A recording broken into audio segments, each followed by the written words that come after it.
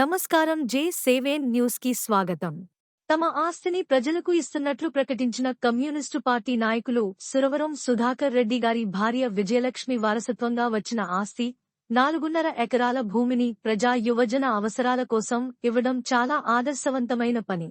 బ్రతికి ఉన్నప్పుడు ప్రజల కోసం పనిచేశారు. చనిపోయిన తర్వాత తన దేహాన్ని వైద్య విద్యార్థుల కోసం ఇచ్చారు. ఇప్పుడు తనకు ఉన్నటువంటి ఆస్తిని కూడా ప్రజల కోసం ఇచ్చారు.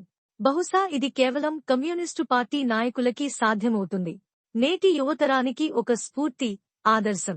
కుటుంబం తరఫున వారికి వంశపారంపర్యంగా వచ్చినటువంటి దాదాపు 4.5 ఎకరాలు ఏదైతే ఉందో అది ఒక ప్రజా ప్రయోజనాల కోసం, ప్రత్యేకించి యువజనుల కోసం దాన్ని కేటాయించాలని చెప్పి మేము అనుకున్నాం. అక్కడ వీలైన మేరకి అక్కడ ఏమన్నా డిగ్రీ కాలేజ్ పెట్టడానికి ప్రయత్నం చేస్తే బాగుంటుందని, లేకపోతే ఏదైనా స్పోర్ట్స్ స్టేడియం లాంటివి ఏమైనా పెట్టడానికి చేస్తే బాగుంటుందని. ఎందుకంటే మహబూబ్ నగర్ జిల్లా ఈ చివరికి వచ్చే వరకు ఈ ప్రాంతంలో డెవలప్మెంట్ అనేది చాలా తక్కువగా ఉంది. గద్వాల్ అది బార్డర్ ఏరియా. ఈ బార్డర్ ఏరియాలో ఉమ్మడి నల్గొండ జిల్లాలో కూడా ఈ బార్డర్ ఏరియాలో డెవలప్మెంట్ అనేది మరీ తక్కువగా ఉంది.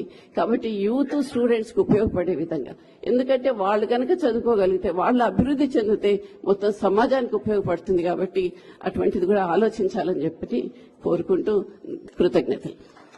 విజయలక్ష్మి గారికి ధన్యవాదాలు.